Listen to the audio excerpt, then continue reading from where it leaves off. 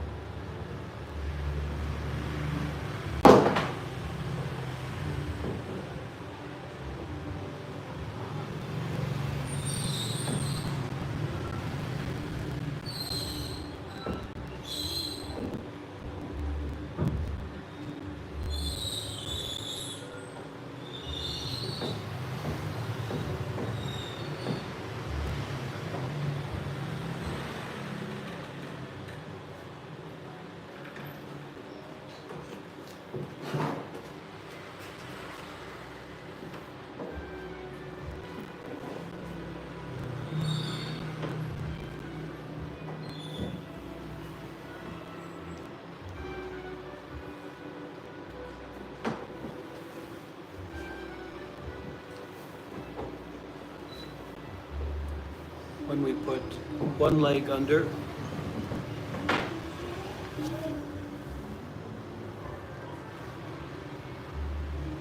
and one leg on top, over our right thigh.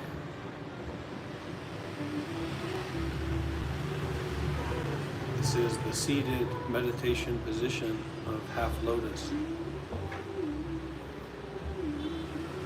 May we all aspire to be a lotus flower arising out of the mud of our suffering,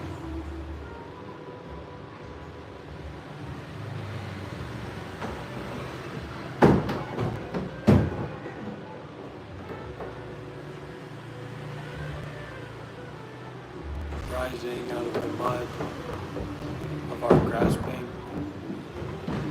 onto complicated thoughts, into the sunlight of awareness, blooming as a flower, fragrant, colorful, lovely and wonderful, beyond being about anything.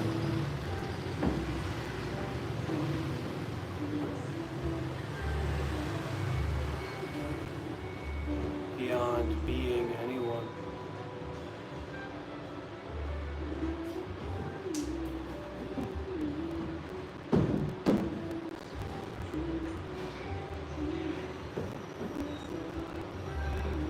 Not grasping,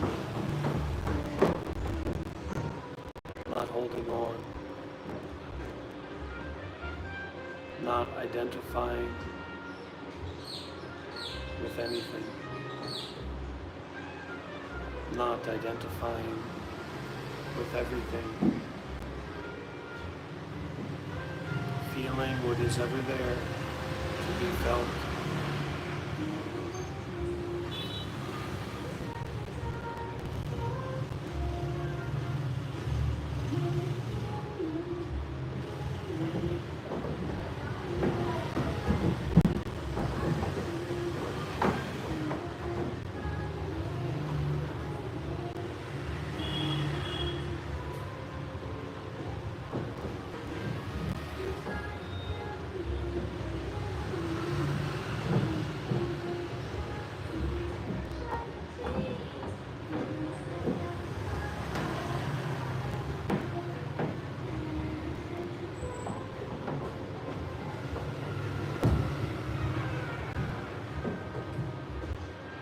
Can be fragrant with fearlessness.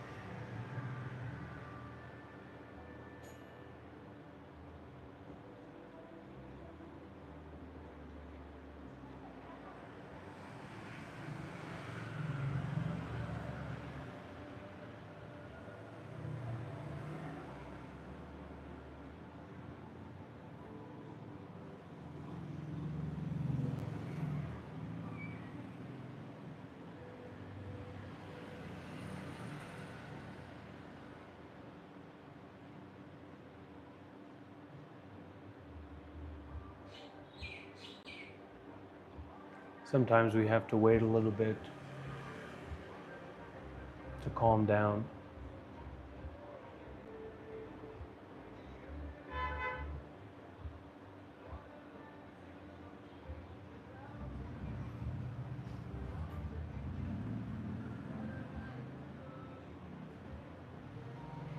Sometimes we have to hurry up a little bit to let go.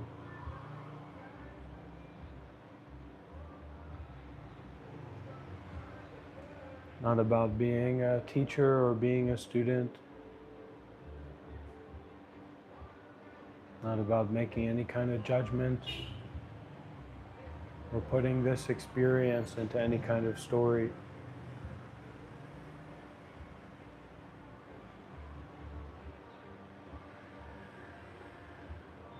But being open and flexible enough to see through whatever stories are tying our freedom in knots.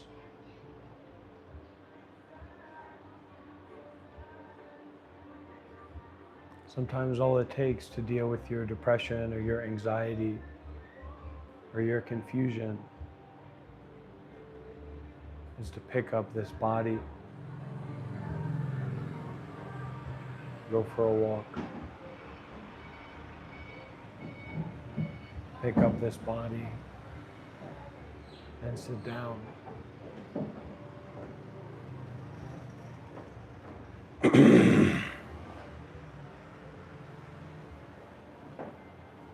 To not be completely bound up in the ways of thinking and judging and planning.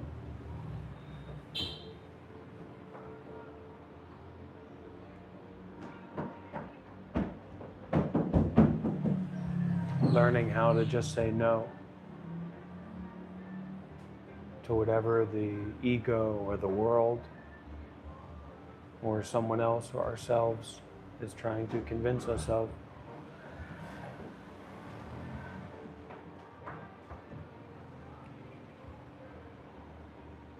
The suffering isn't going anywhere.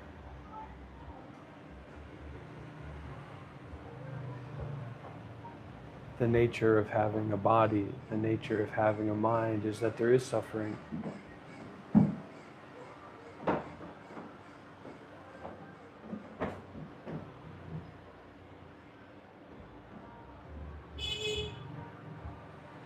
Learning how to be with that suffering and transform it is the path.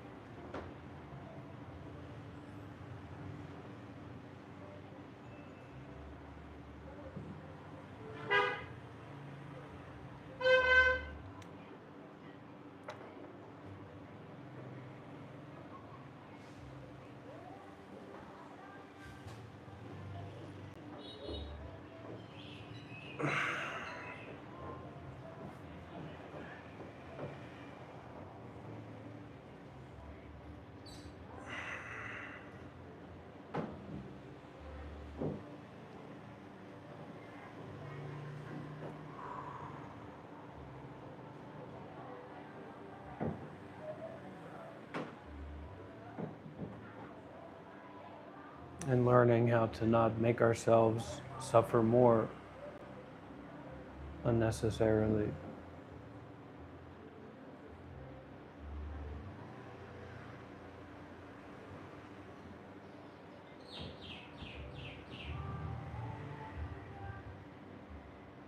Life is, if anything, weird, unusual, surprising. even confusing.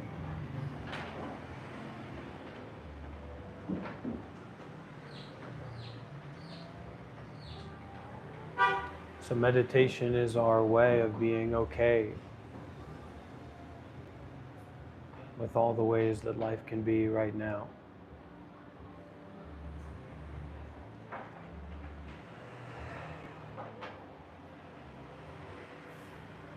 We can't control life. We can't control the world. We can't control the people around us. But we can control or work with how we react.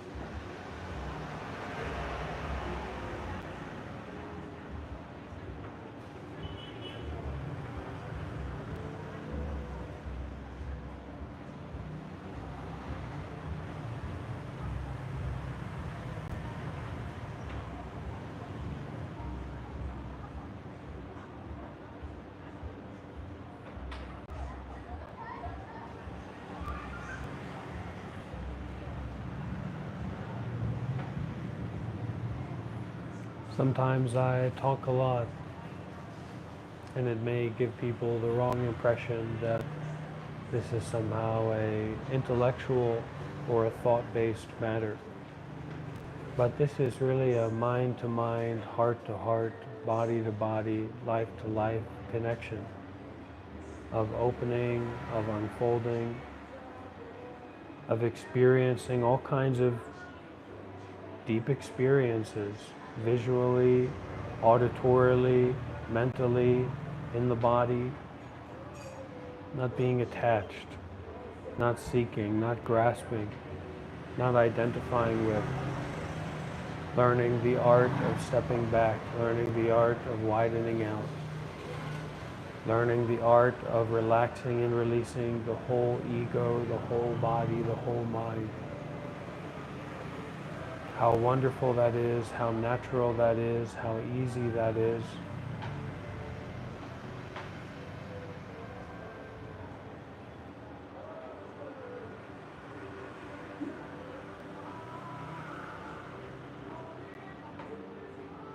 The sense of fullness, wholeness, and completeness that is inseparable from space.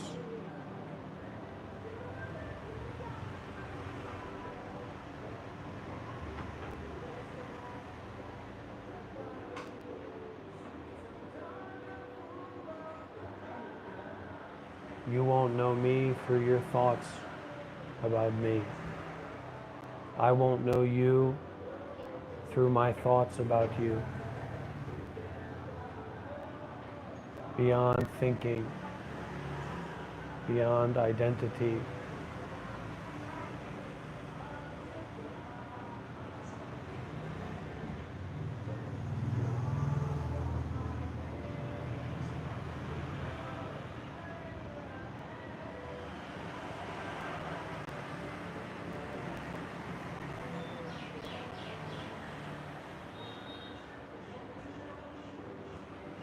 beyond healing or sickness.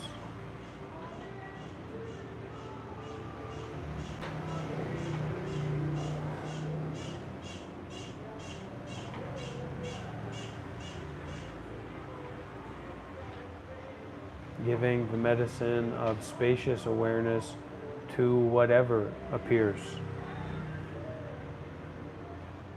Not about self-improvement or self-development,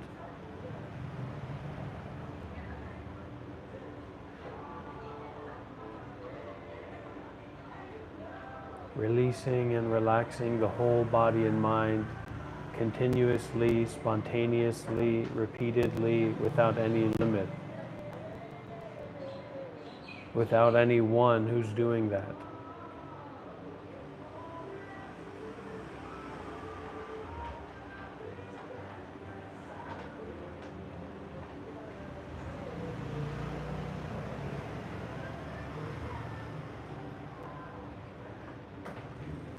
Life as it is without personhood.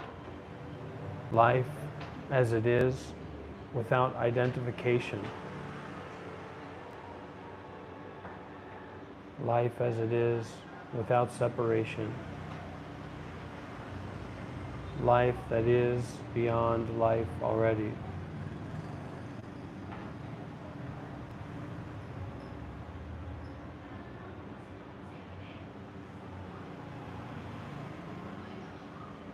Purifying the mind and purifying the ego through the offering of the gift of spaciousness.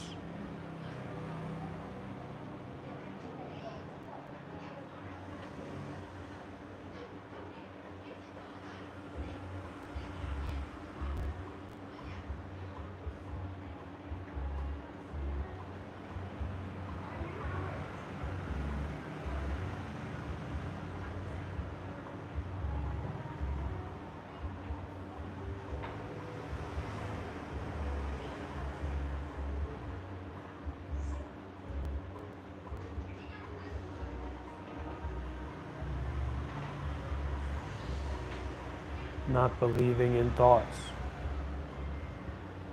It doesn't mean that thoughts can't be used It doesn't mean that some thoughts are more practical, some thoughts are less practical. It doesn't mean that there aren't good thoughts or bad thoughts, but that this non-belief in thinking is freedom from thoughts. This non-belief in thinking allows thoughts to disappear freely and to arise freely without identifying with them as my thoughts.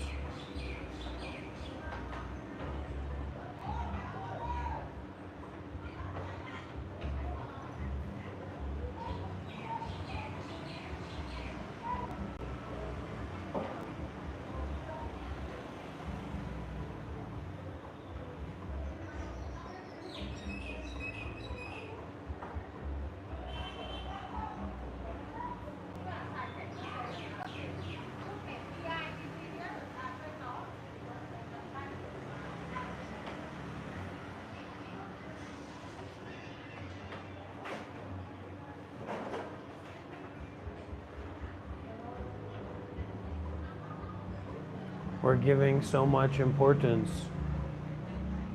to if this looks good, or if this feels good, or if this seems good. Don't forget the so whatness of anything and everything that seems a certain way. It seems good, so what? It feels good, so what? It's beautiful, so what? It's ugly, so what? It's hot or it's cold, so what? It's pleasant or it's unpleasant, so what? Become the soup of spacious awareness. Literally, directly, spontaneously, in the here and now that is so here and so now that it's beyond here-ness and now-ness. It's beyond any kind of time frame. It's beyond any kind of identity frame. The picture dissolves the picture frame. And without the picture frame, the pictures are just expressing picturelessness.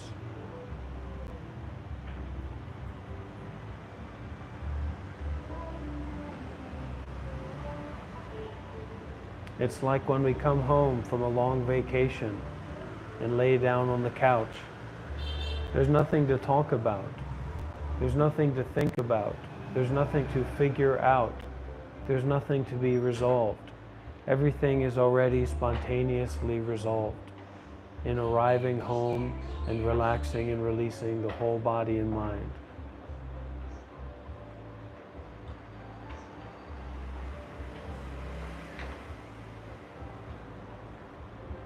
This is simply learning or getting a glimpse of the infiniteness of this arriving, of the infiniteness of this access to relaxing and releasing the whole body and mind.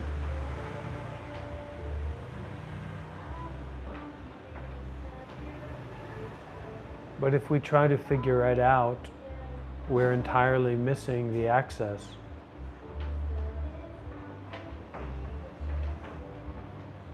Replace practice with patience. The patience of being with what already is, without seeking something else.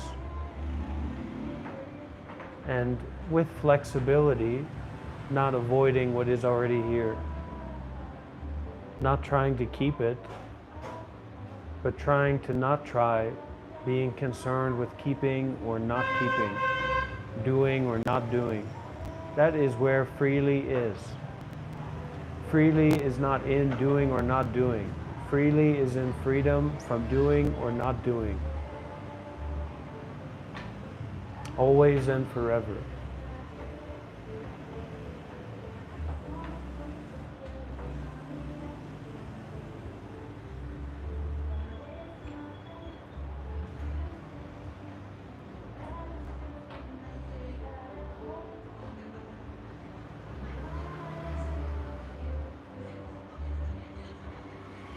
Trying to hold on to a glimpse is like trying to hold on to a picture of effervescentness. The picture is not the effervescentness. And the nature of the wonderfulness of the effervescentness is its spontaneous, continuous changing.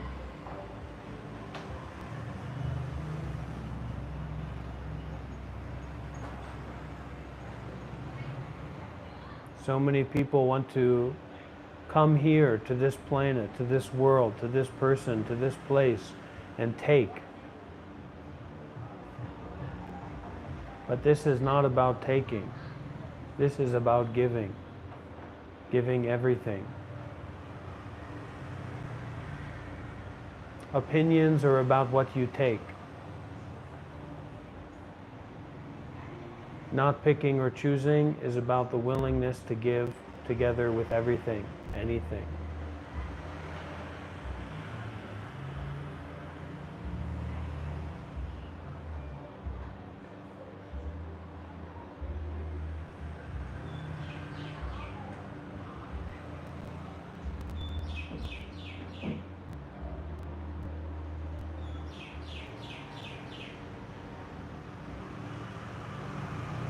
Taking and understanding is about your ego. Giving is about self-sacrifice. The path is, those who walk on the path are the givers, the blessers, the forgivers, not the ones that take something and mull it over and then share their opinion about it.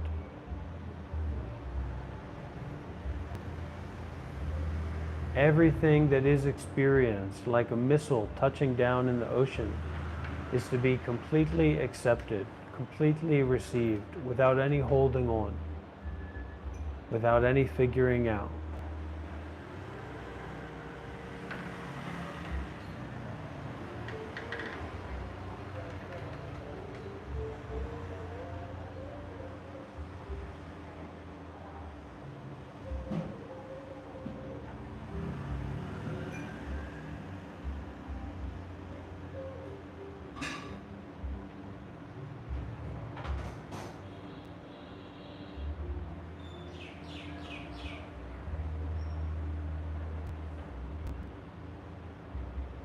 Access to insight, access to wisdom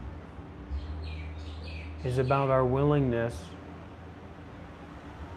and our developed exercise of giving.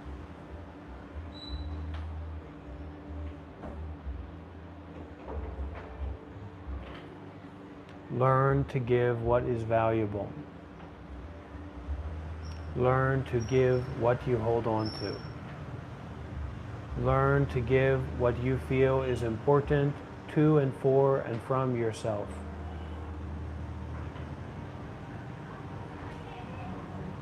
Giving is not about yourself or the other person or the situation or the experience. Giving is about the attachment point that we are willing to forgive, to actively give away, to actively give up, to actively sacrifice.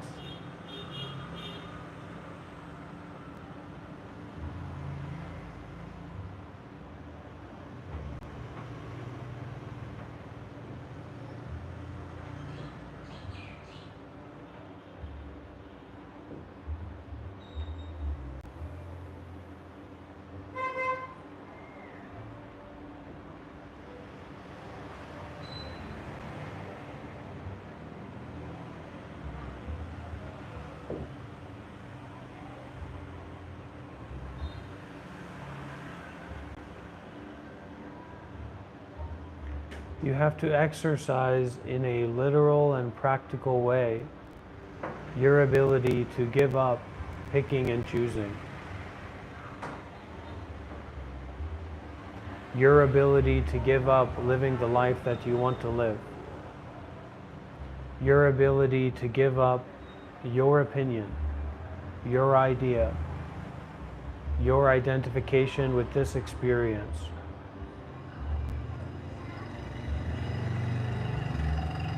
In a realistic way, not in an intellectual or conceptual way.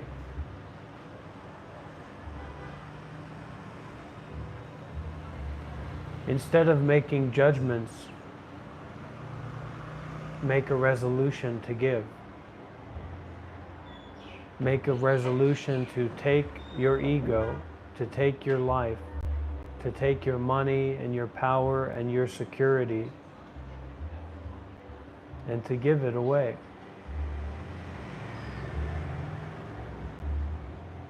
This is not about me.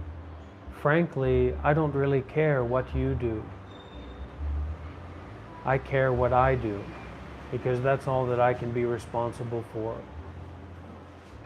We're always looking for a reason to skirt around our own responsibility of our own understanding and our own actions. If you have a negative understanding, you have to purify that. If you're not actively involved in being generous, in volunteering, in giving, that's your problem, not mine. I'd rather you not have a problem, but that doesn't make it my problem. Give everything so you can begin to find out who are you when continuously practicing mindfulness and detachment. And because you cannot practice mindfulness and detachment in your meditation, you have to practice generosity, concerned with what you're attached to, concerned with what you hold on to, concerned with what your identity gives value to.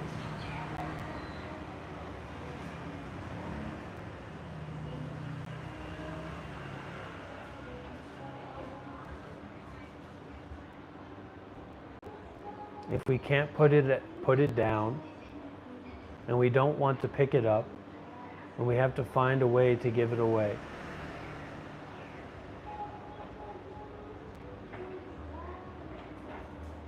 We have to find supportive conditions, a supportive environment to give the holding on away, and to be supported and to be facilitated in giving what we are holding on to away.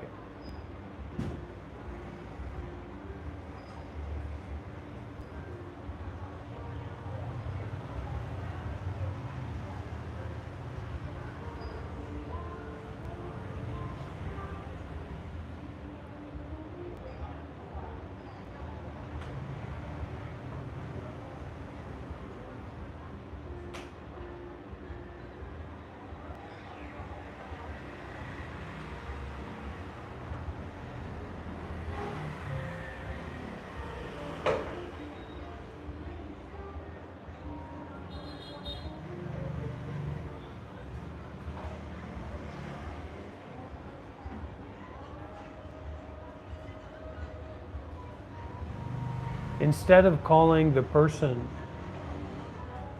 who's teaching us about meditation and the joy and the wonderfulness of generosity a dirty beggar,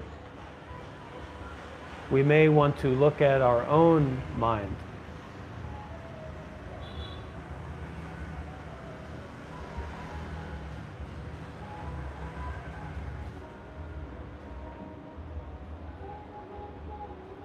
We may want to take a look at our own negativity.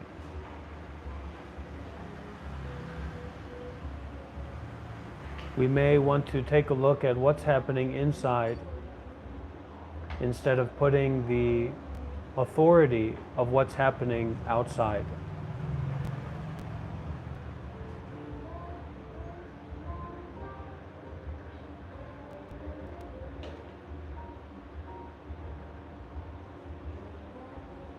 You take care of yourself.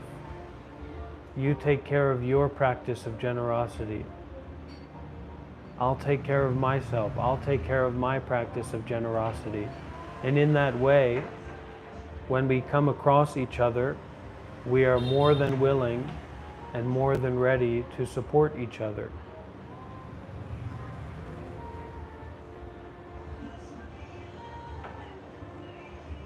And what a joy that is, to be ready and willing to be mindful and unattached, to be ready and willing to give what we're holding on to without limits.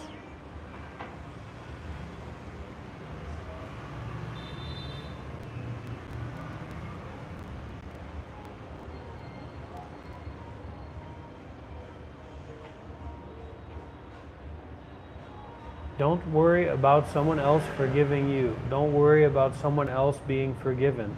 Just forgive everything. Just give the forgiveness itself.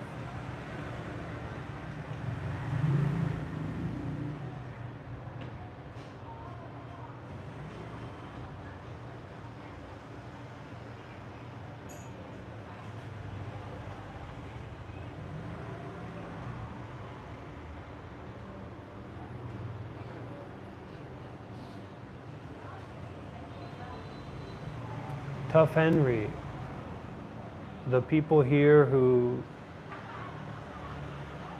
make donations, the people here who volunteer, the people here who practice generosity or practice mindfulness and detachment seriously are just as welcome as the people who don't like this.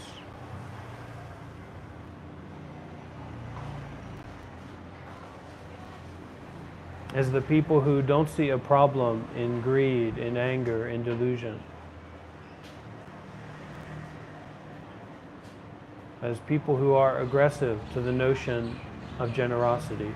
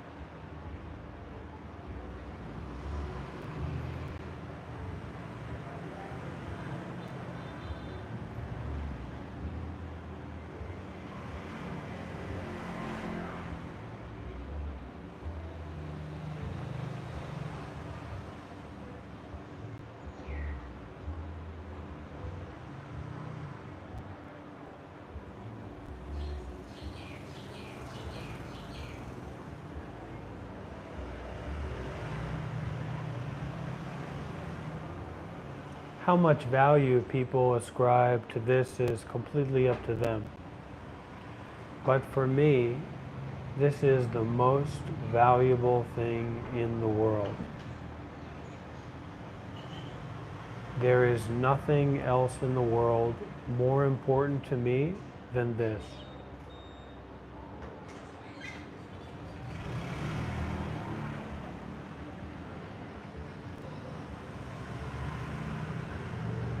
My capacity to do this, my capacity to be in this way, directly relates to the generosity of others. Because I'm not selling anything, because it is that people support me to do this and to be this way, that I'm able to do it. That is also the entire structure of monastic institutions around the world, but now doing this independently, not as a monk.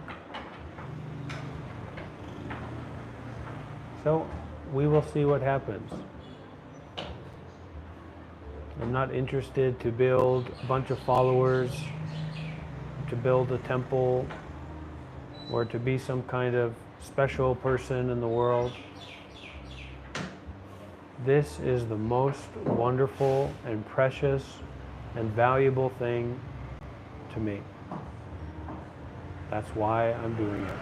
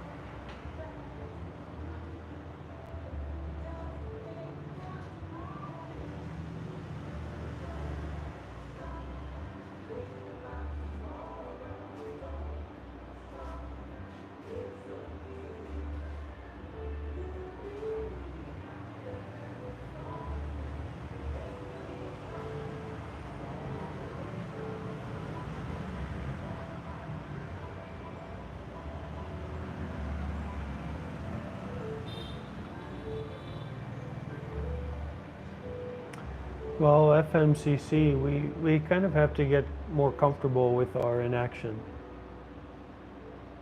Because when we're comfortable with what's going on, we can relax into that and we can increase our presence, our awareness in that. We can practice mindfulness and detachment with that. So when our ego or our intellect is so contrived and conflicted that we can't even be okay with, neutral or pleasant experiences, then it's going to be so difficult for us to make any kind of relax.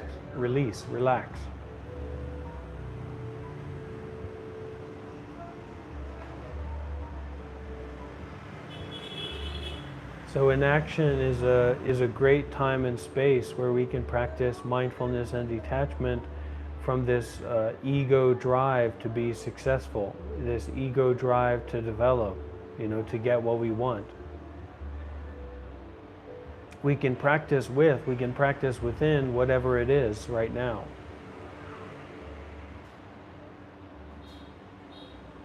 It might seem that somebody, picking themselves up by their bootstraps and going to run 10 miles is somehow better than us sitting there in our difficulty, right? But sitting there in your difficulty is completely fine. What's not fine is that you're adding on all these layers of judgment and conflict and frustration onto it that keep you from relaxing, watching some YouTube and relaxing because you know that you're working yourself up, and that's not what the point of this is. And or say, okay, I'm just going to go for a walk because I'm a little bit stuffy, I'm a little bit stuffed up. And then these kind of wonderful things happen, these wonderful meditation experiences can start to happen. Not because we're struggling and striving, but because we know how to relax with everything, with anything. And then our choices that we can make from that are much more fluid, much more open and inclusive of what our deeper aspirations actually are.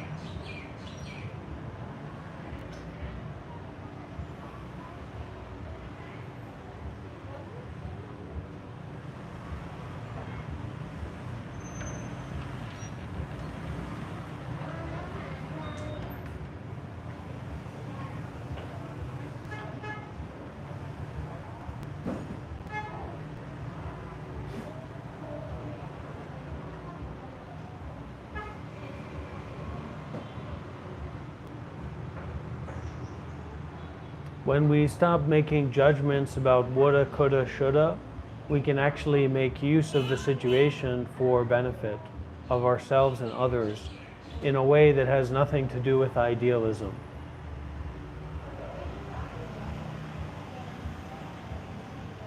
The idealism always keeps us trapped in our frustratedness about the way that things are, because the way that things are isn't ideal.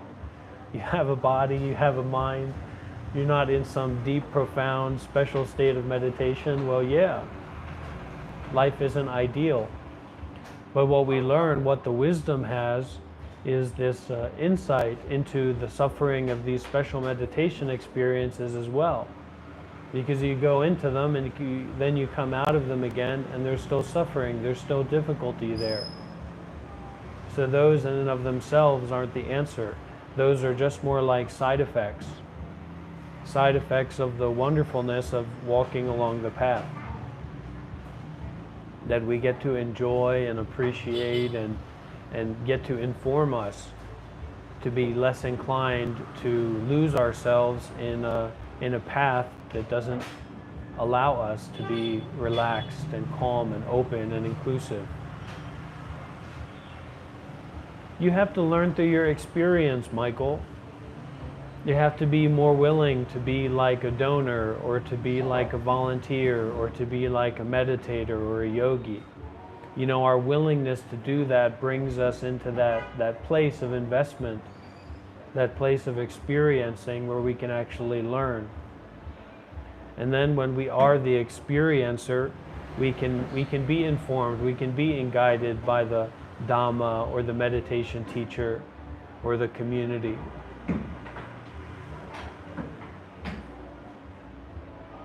But the intellect doesn't have much relevance to this, how we think about it. It's our willingness to dive into it.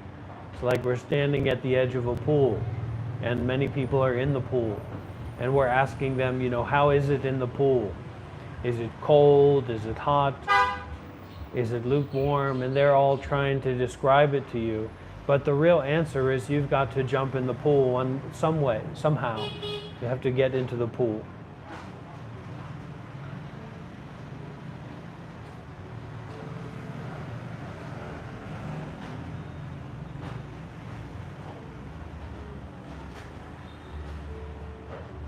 It's more like our gut or our intuition that says, this is the pool that's relevant to me.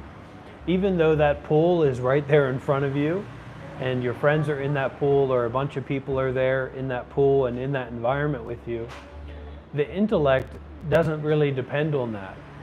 The intellect can make up all these stories why this isn't the ideal pool, or it might not be the right temperature, or it might not be the right time. So it's the heart and the gut that actually knows that this is the pool that is accessible to me. This is the pool that can be made use of now. That's why I always try to emphasize the importance of being open to detaching or abandoning our own understanding. It doesn't mean that we go and do a certain thing according to what someone says, but we're open enough, we're receptive enough to start using our heart wisdom and our gut wisdom rather than our intellectual reasoning and nonstop thinking, which don't have much place in this path.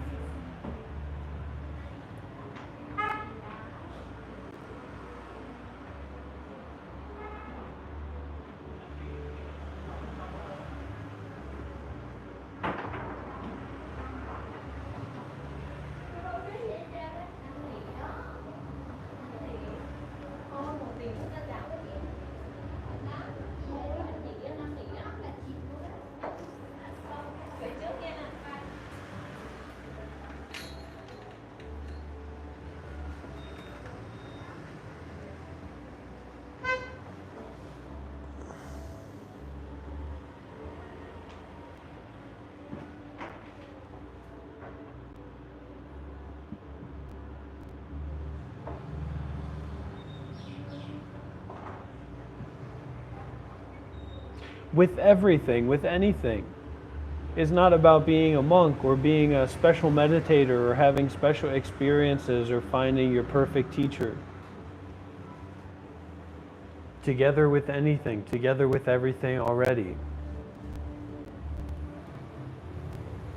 Aware and not attaching. Going deeper into awareness and not attaching.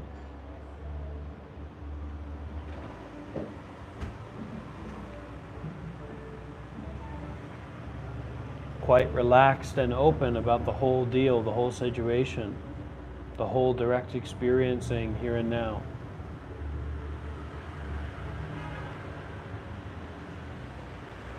Not worked up, not contrived, not complicated, not convoluted.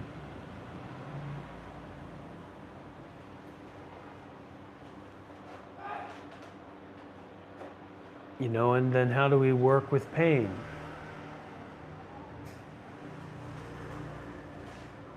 And I'm going to look at that, I'm going to share about that experientially, because right now, my heels, the front of my right foot and the top of the left heel and the top of the right heel are burning. It's basically like they're on fire or touching something that's burning them. So the pain in this sense is kind of illusory, because my feet are not actually being burnt. My feet and also the top of my toe, my pinky toe on the left foot, burning.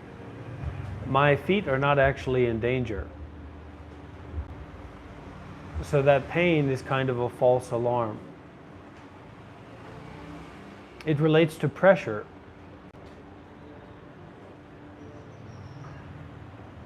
So pain is actually, it's a teacher.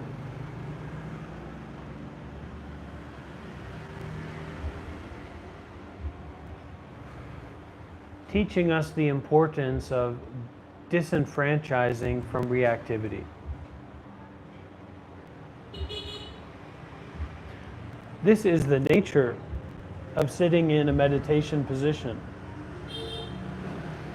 You will feel the pain, sometimes in your knees, sometimes in your thighs, but here, how I'm sitting right now, in my feet. And so this rush, this reaction to getting rid of pain or avoiding pain,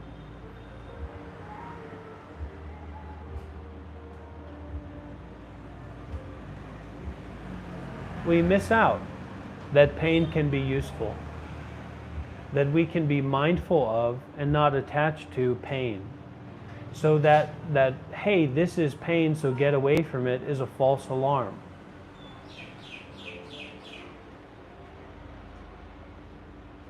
We don't actually have to run away from the pain.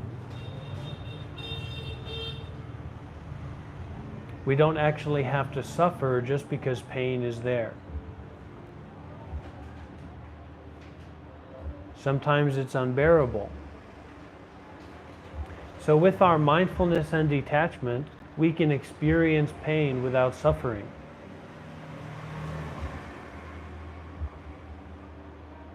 Even though it's painful, we don't need to suffer. And then when it gets to a point of being unbearable, the path is inclusive of movement. It's not about you sitting here and fighting and enduring the pain and all this kind of thing. That can be a way of practice. That can be a way of emphasizing mindfulness and detachment and looking closely at difficulty.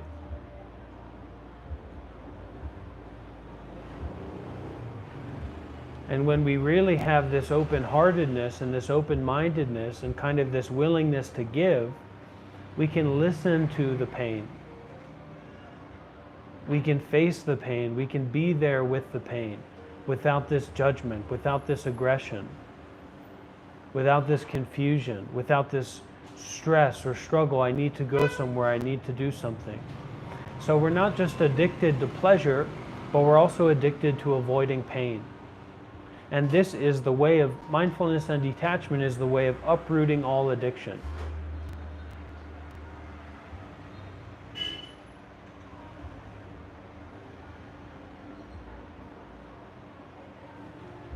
You know, can we actually be generous with pain?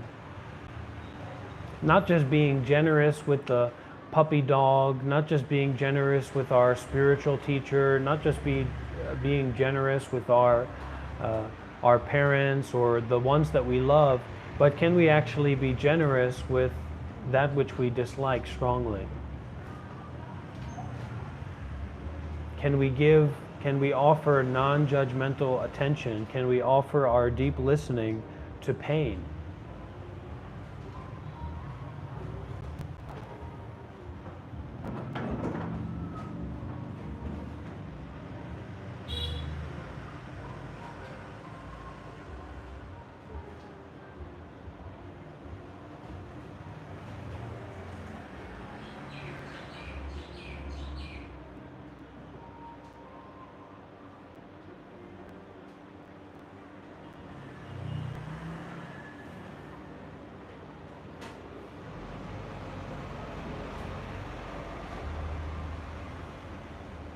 Can we watch all of those different sensations bubbling up and changing?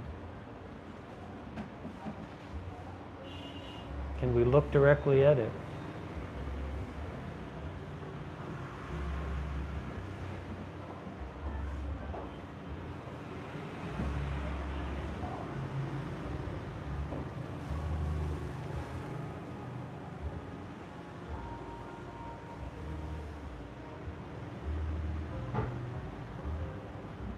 So when we're looking at pain or when we're enduring pain, the Buddha didn't teach, like Ajahn Brahm makes this joke, the Buddha didn't teach anapanasati. taught anapanasati, right? Mindfulness of breathing.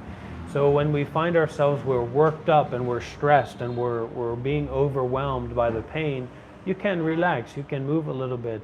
But if you can actually sit there and face it and endure and feel it in a relaxed way, that's a good practice to do. That's a deep and meaningful practice. Yeah, it's kind of a trick of the mind.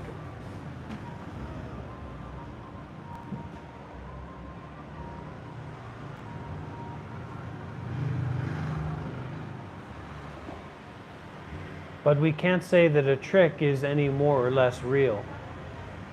Yeah, that pain won't last. That's also true. Ajahn Martin Piedamo, that's right, Shelley. Pain keeps us awake and aware, present. Ajahn Martin Piedamo, who I recommend anyone to check out and to listen to, his Dharma talks.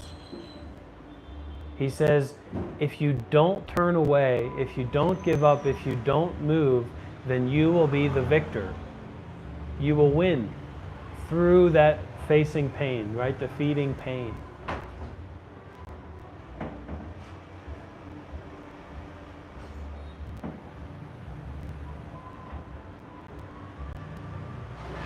Because it's kind of curious, it's kind of interesting, the vitality, the aliveness, the intensity of these sensations. There's not actually anything going wrong.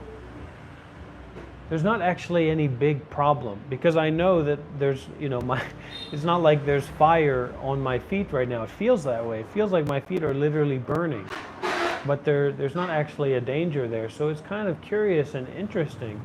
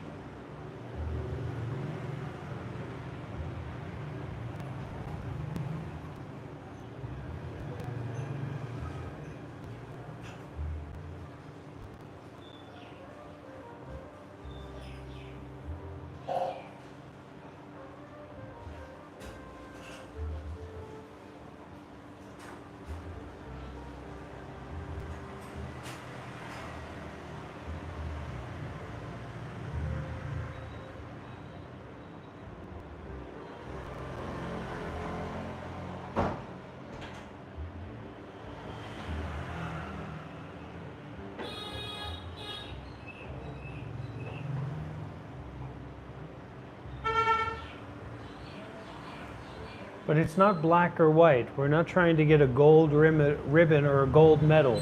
That's not wisdom. Hot, right? So don't put it into a black and white thing. Can Rob, can he defeat his pain or not?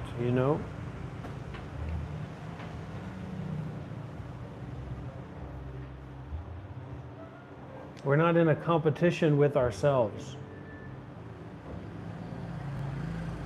We're just in a competition, or we're just at a voting booth of voting for mindfulness and detachment, or voting for ignorance and attachment.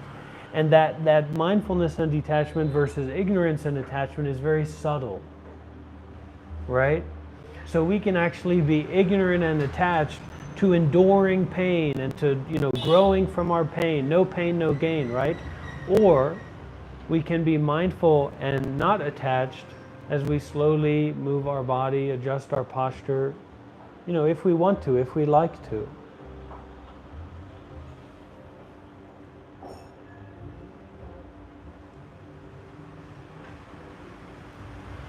And the real classroom is life itself, or reality itself, or the original nature itself, right? So you don't need to directly be feeling the palpitations of pain to notice, to realize impermanence in all phenomena, in any phenomena.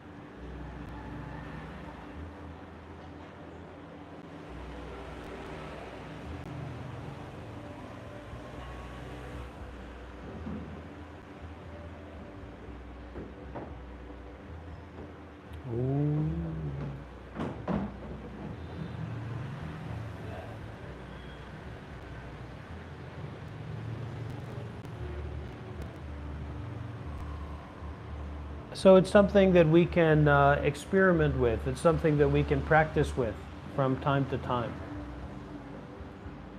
That pain definitely gives us a lot of concentration, gives us a lot of awareness and presence.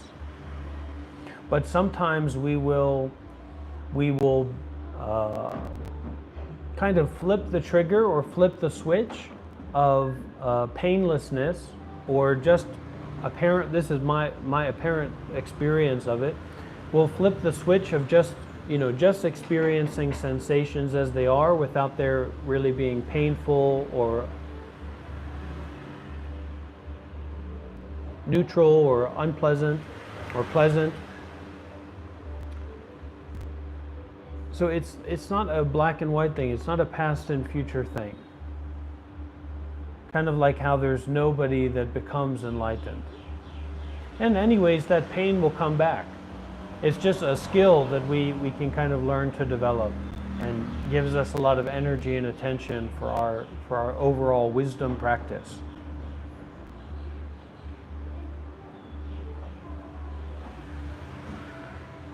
Wisdom being mindful of not someone, mindful of not something, mindful of not somewhere.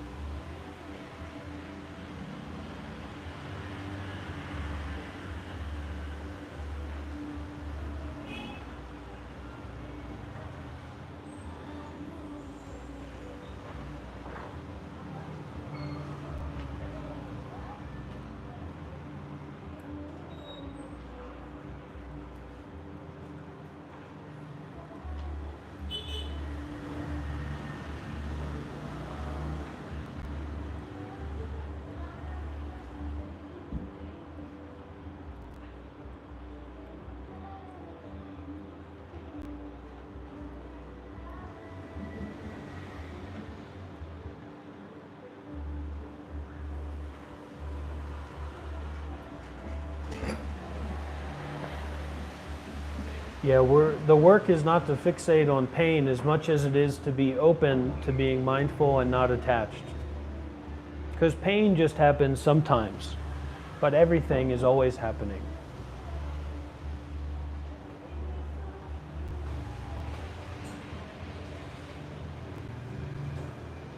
So if you just make it about pain, just like if you just make it about pleasure,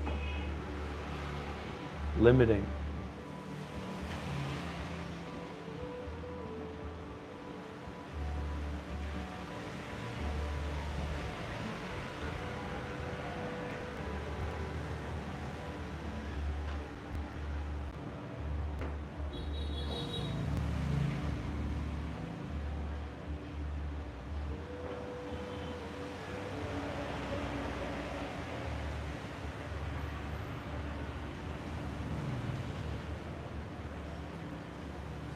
So bring the seeking mind back to mindfulness and detachment within yourself. Bring the seeking mind back to moment by moment experiencing the breathing. There's not really anything to get attached to in breathing because it's quite neutral in general. So it helps us to keep being aware without falling into attachment, falling into grasping, falling into seeking.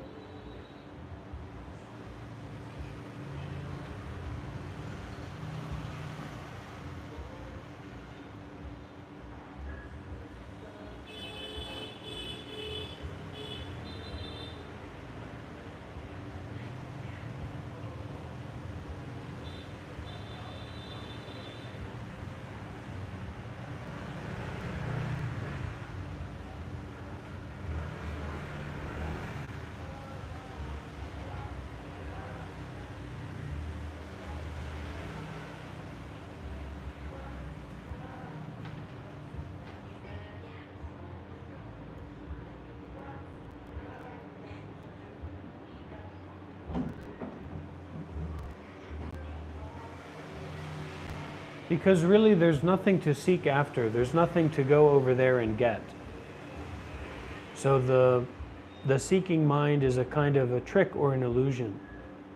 And we have to bring ourselves home to where we actually are, where there's nothing to go and get, there's nothing to go and seek after, and establish ourselves in that. Then we're ready, we're receptive to the process of healing and the Dhamma, right? The teachings, to all phenomena that are kind of coming out to be processed, to be seen through and released and resolved.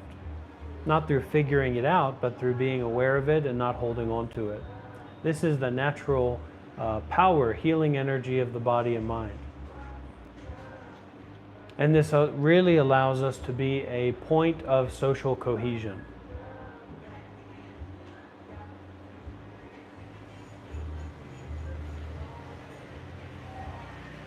Within ourselves, because there's a lot of beings, there's a lot of things going on inside.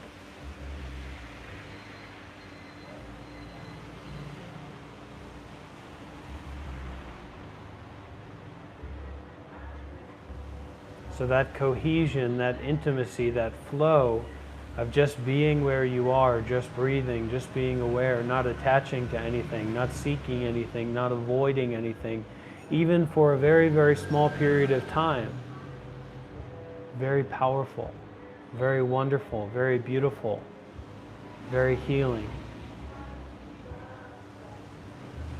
Stay in the pool long enough to realize that the pool is all around you, that you can't get out of the pool.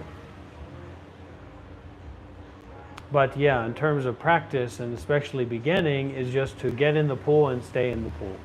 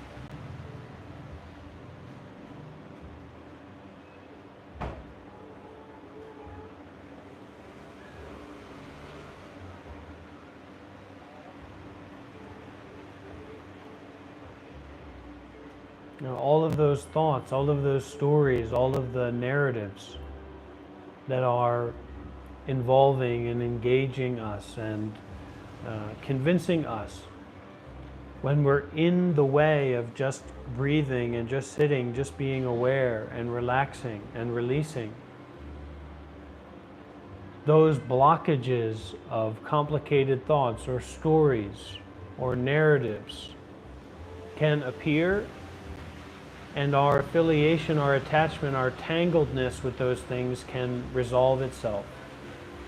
And what this actually allows is for us as individuals to stop being a perpetuator of those things, of those tangles, those knots of stories, people, places, situations that usually are intertwined or are expressions of our subtle greed, our subtle frustration, our subtle delusion, our loss of contact with reality as it is.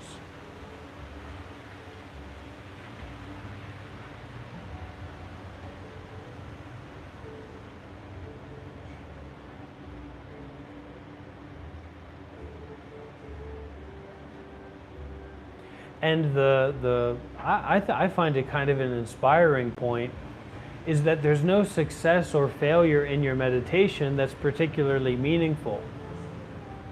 Because let's say you get a really good, positive, special meditation experience. So what? Let's say you're really difficulty meditating, you're just thinking about things, life's not going well. experience, so what? So we're stepping out into the so whatness of mindfulness and detachment together with everything and anything. You have to remember the Buddha or Siddhartha Gautama had the most profound, incredible, amazing meditation experiences that any human being can have. And he could access them like that, again and again, multiple times, etc., right? According to causes and conditions. He still wasn't enlightened.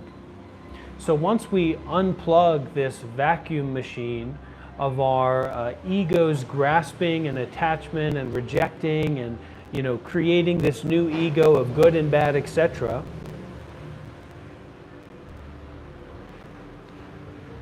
we're never going to get the point of vacuumlessness. The accessibility of vacuumlessness in the midst of the biggest story that we are so attached to and that we can't seem to let go of. Each step can be a flower, each breath can be a star, each sound can be a reminder of not someone, not something, not somewhere, not some situation, not some experience. And then we go into it with this openness and this flexibility to be able to come and go freely. To try or to not try in a relaxed way. To give up or to give in without personal identity involved. Every moment, every step, every breath is a freedom point. Is a recognition of the depth of choicelessness in everything, in everyone, where we can make whatever choice is most aligned with our own hearts.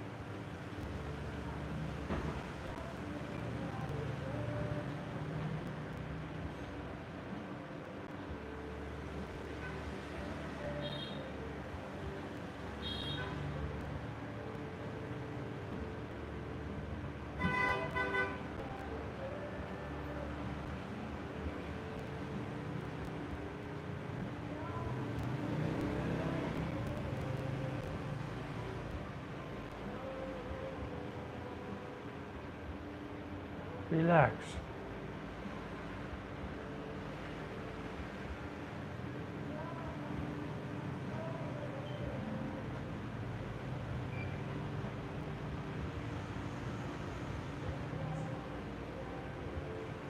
It is not the things that you do or the things that you don't do that are the problem.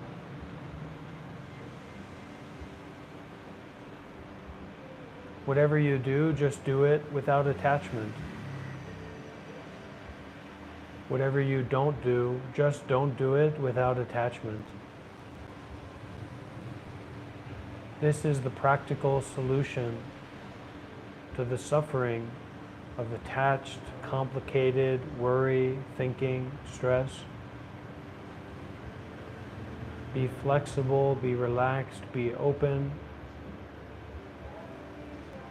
And when the pool is open, get in.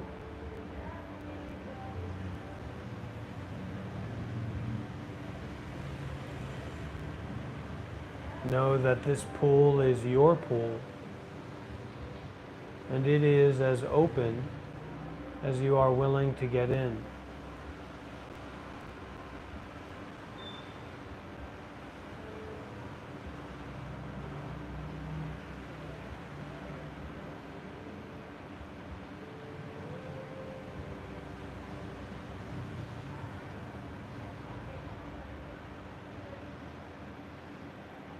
This pool is not a place to strive and struggle and fixate and figure out and solve.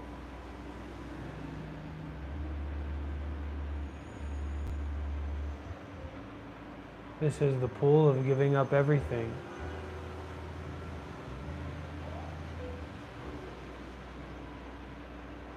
Relax and release the whole body and mind unequivocally, without needing an excuse, without needing a justification, without needing an explanation. Relax.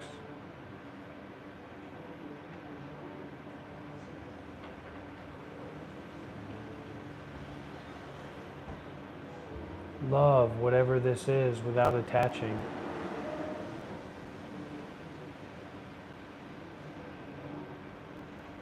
Falling into attachment, forgive. Falling into non-attachment, forgive the forgiveness. Together with everything beyond everything already. Relax.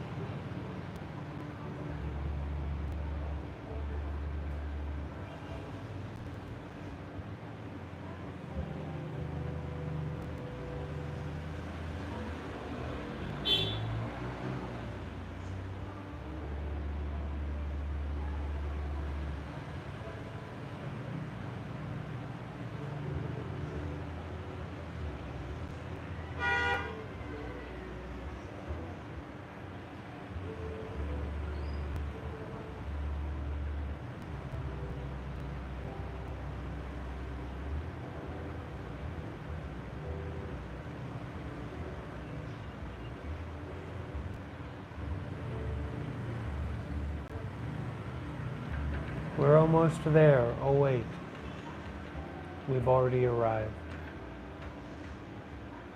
limitlessly, endlessly, continuously, spontaneously, arrived, arrived, arrived, home, here, now.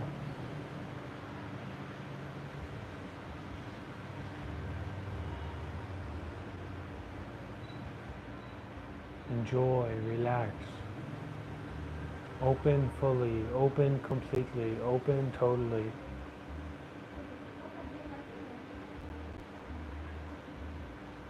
Don't fixate, don't clench. Give, give out, widen out, brighten out, together with everything. Be with the brightness, be with the giving, be with the releasing, be with the forgiving.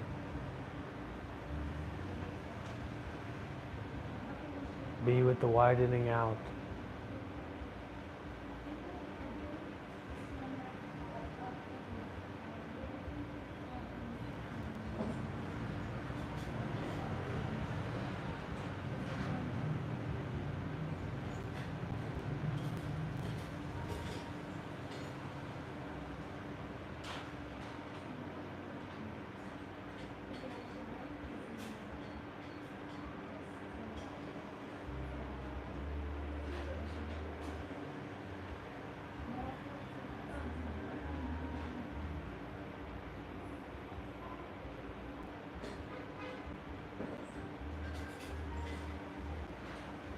Pour water. Release tension as you pour water out of a water bottle onto the grass. Give out the blessing of mindfulness and detachment. Give out the blessing of releasing, flowing.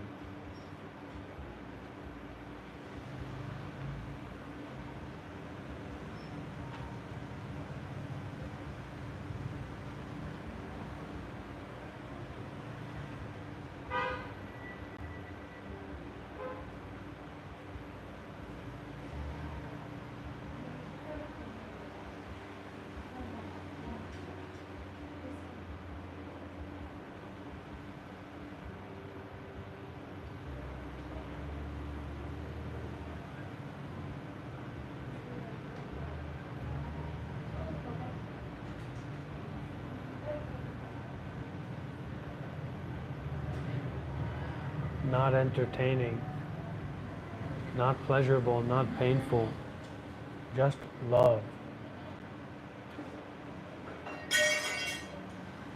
100%, 1000%, just love.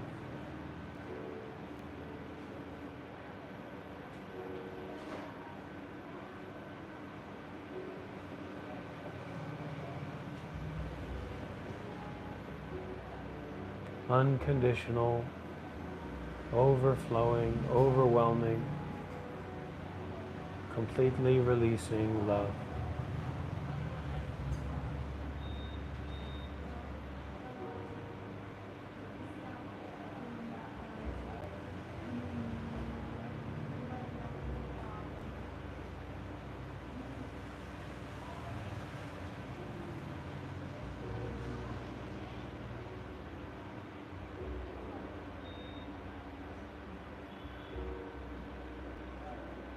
The mind that is beyond the mind, the body that is beyond the body.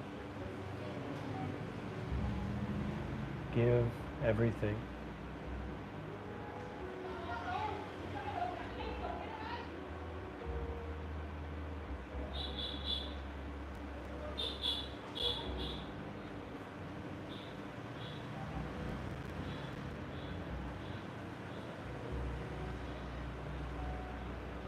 Give everything that you're holding on to this source of overflowing love.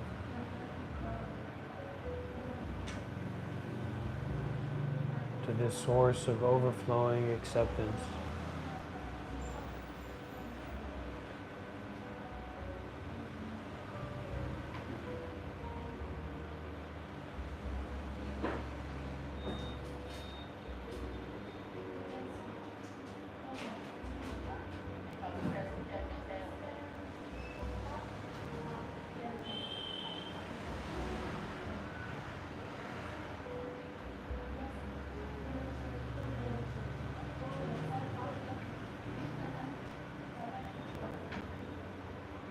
acceptance beyond acceptance, love beyond love.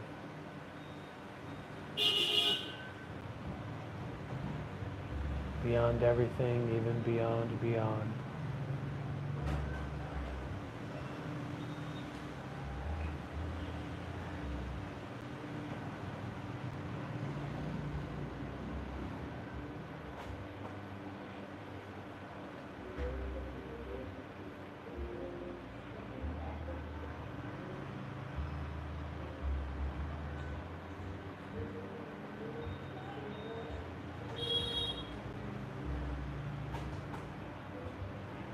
Complete faith, complete trust, complete devotion.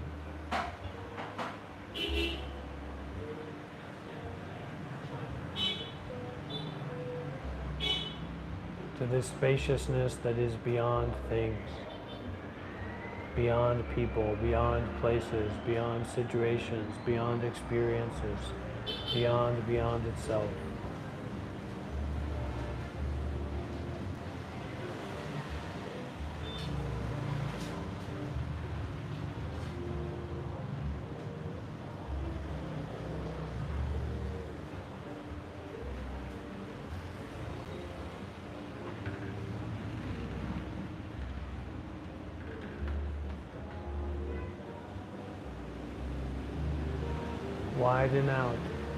Widen out together with everything, inclusive of everything.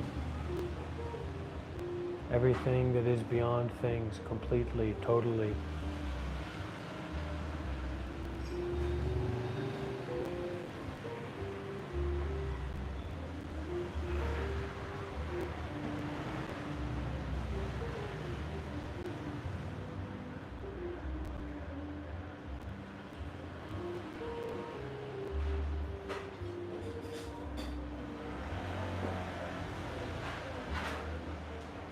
Let's all bring our hands together and can repeat after me.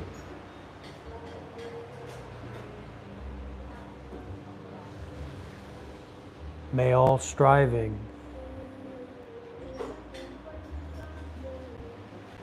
may all seeking, may all chasing come to an end. We ask forgiveness from all enlightened beings, from all great teachers,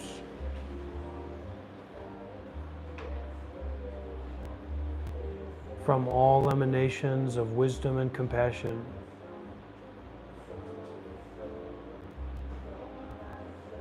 May we be forgiven.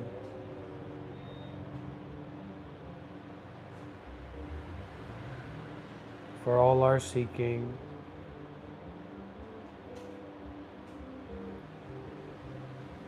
for all our chasing,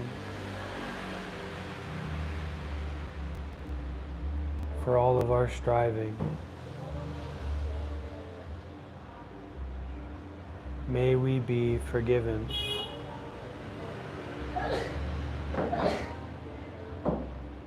May we be forgiven.